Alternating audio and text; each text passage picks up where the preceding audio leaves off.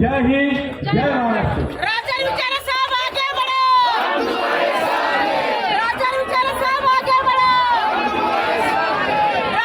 फेंकूंगी तुरंत आपको आएगा मोदी, क्योंकि गूगल भी बोल रहा है कि झूठा और फेंकू मोदी है।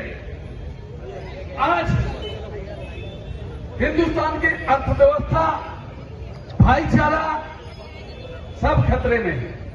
और आज जो देश में ये चुनाव हो रहा है, पार्टियां नहीं लड़ रही हैं, इंडिया की जनता और मोदी से लड़ाई चल रही है। आज मोदी के लोग, मोदी 400 पार, हम कहते हैं मोदी आएगा जरूर, लेकिन कहां आएगा? और रोड पर आएगा। ये लिख लीजिए, अंजलि कुमार का ये वचन है, ये आने वाले 4 जून को मोदी रोड पर आएंगे, वो और कहीं नहीं आएंगे। मोदी के लोग मुद्दे की बात नहीं करते, बेरोजगारी की बात नहीं करते। आज आप लोगों ने देखा कि राम के नाम पे, रहीम के नाम पे वोट मांग रहे हैं। कहीं बोलेंगे पाकिस्तान, पाकिस्तान हमारा पड़ोसी देश है, ठीक है, लेकिन आपका क्या लगता है? आप तो जनसंघी हो, मुसलमानों के विरोधी हो। हम तो भाईचारे की बात करते हैं, मोहब्बत की बात करते हैं और जोड़ने की बात करते हैं, और तुम देश को तोड़ने की बात करते हो बिना बुलाए। अगर थाना से हम चलते हैं, सोचते हैं करवालू नगर में मेरा मित्र है, वहां पे जरा हाल्ट कर ले 2 मिनट। इन्होंने अपना जहाज सीधा लैंड कराया कहां? पाकिस्तान पे। नवाज शरीफ के यहां बिरयानी खाने चले गए और साल भेंट देने चले गए। आप बताइए कि देश के अंदर इतनी बेरोजगारी है, इतनी महंगाई है कि हम लोगों को अगर कोई किसी को कुछ खिला देता है तो बोलता हमने आपको खिलाया, तो कितना दिल को ठेस पहुंचता है। आज वो बोलते हैं हम देश के 80 करोड़ लोगों को राशन देते हैं। राशन तुम अपने बाप का नहीं देते हो, राशन देश के किसान नौजवान पैदा करते हैं और वो सरकार खरीदती है। कांग्रेस सरकार ने भोजन का अधिकार दिया, जो 2 रुपए किलो जो बहुत गरीब है उनको तक पहुंचाने का काम था। आप जिसको नहीं मिल रहा है उसको भी 80 करोड़ में जोड़ करके हिंदुस्तान को बदनाम कर रहे हैं कि 80 करोड़ लोगों को हम राशन दे रहे हैं। कोई मेहरबानी नहीं कर रहे हो। तुमने इतना लूटा है देश को। 70 साल में देश के ऊपर 55 करोड़ रुपया कर्जा था। आप सभी लोगों को सोचना होगा कि 70 साल में 55,000 करोड़ कर्जा था देश के ऊपर।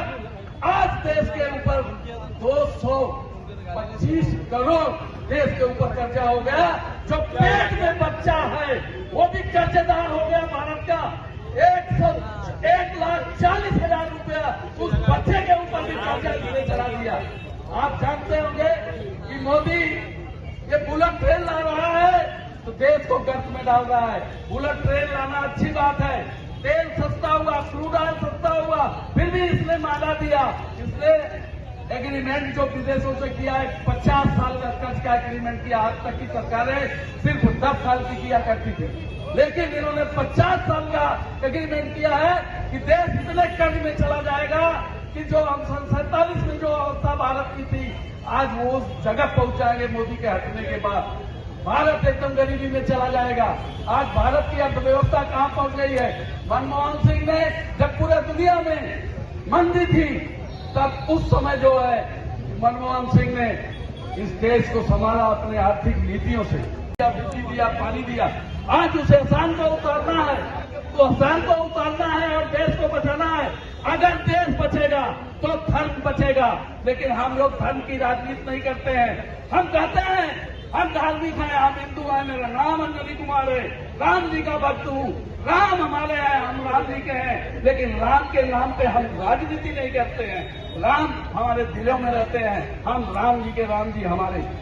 आपको पता होना चाहिए, जब माननीय श्री राजीव गांधी जी ने उस अयोध्या में राम मंदिर की बात की, 60 एकड़ जमीन गवर्नमेंट के खाते से लीज पर के दिया, वहाँ पे आरक्षित कर दिया वो भूखंड, और ताला भी खुलवाया उन्होंने राम मंदिर जी के लिए। ये जनसंघियों ने आंदोलन करके रथ यात्रा निकाल के कि ये मंदिर और ये झगड़ा समाप्त नहीं हो, नहीं तो हमारा मुद्दा चला जाएगा। आप समझिए ये कितने जहरीले सांप हैं, ये जहर समाज में पैदा करते हैं और उसके बाद समाज को बांटने का काम करते हैं। हम इन जनसंघियों से पूछना चाहता हूं, लाल बहादुर शास्त्री एक ऐसे प्रधानमंत्री थे जिन्होंने सेना के सामने जाकर के युद्ध के साथ लड़ाई लड़ी है। आज तक ऐसा कोई प्रधानमंत्री नहीं हुआ।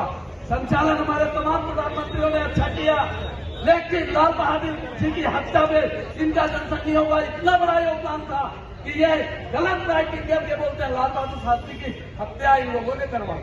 लाल बहादुर शास्त्री जी का जब शिमला समझौता हुआ, और शिमला समझौते में जब उन्होंने हस्ताक्षर किया, तो जनसंघियों ने दिल्ली में 5 लाख की जनसंख्या में आंदोलन किया कि लाल बहादुर शास्त्री ने शिमला समझौते पर दस्तखत कर दिया, देश को बिजली रख दिया।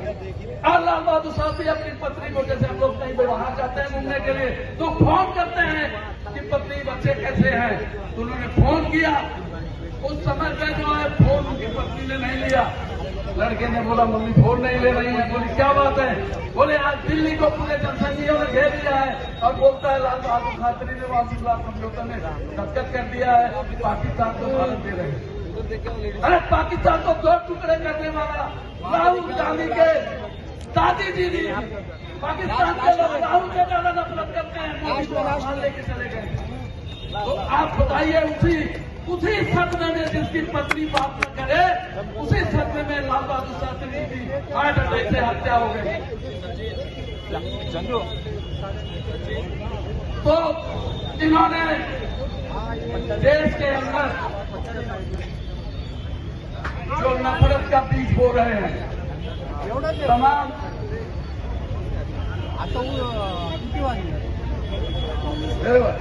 Thank you. समय की मर्यादा है। आप लोगों से मैं रजा चाहता हूँ। कल थाने में एक हमारे मनसे के नेता राज साहब ठाकरे, थाने में उनका आगमन हुआ। उन्होंने शब्द जरूर कहा कि इस थाना में, खास करके थाना में जो हिंदी भाषी 14 स्टेट के हिंदी भाषी आते हैं, आप थाना में आ रहे हैं, इससे जो है लोड बहुत बढ़ रहा है। अरे घर में परिवार बढ़ेगा, लोड तो बढ़ेगा तो व्यवस्था होगी, व्यवस्था करना होना चाहिए। इतने दिन तक व्यवस्था होती रही, बाहर व्यवस्था तो हम देख लेंगे। एक बात उन्होंने और कही कि मराठी बहुत जरूरी है आना, जो बाहर के लोग आ रहे हैं मराठी आप लोग सीखेंगे, हम लोग सीखेंगे, हम लोगों को आता है तब मुंबई में है। लेकिन मराठी और इंग्लिश तो मोदी को नहीं आता, लेकिन आपकी कैसे जमेगी, कैसे पटेगी? जरा उनसे तो पूछिए, हम तो एडजस्ट कर लेंगे क्योंकि हम मेहनती और परिश्रमी लोग हैं। हम आपका भी सम्मान करेंगे, महाराष्ट्र के तमाम लोगों का। हम काशी से जब यहाँ आते थे, यही महाराष्ट्र के लोग हमारा लोगों को काशी से तो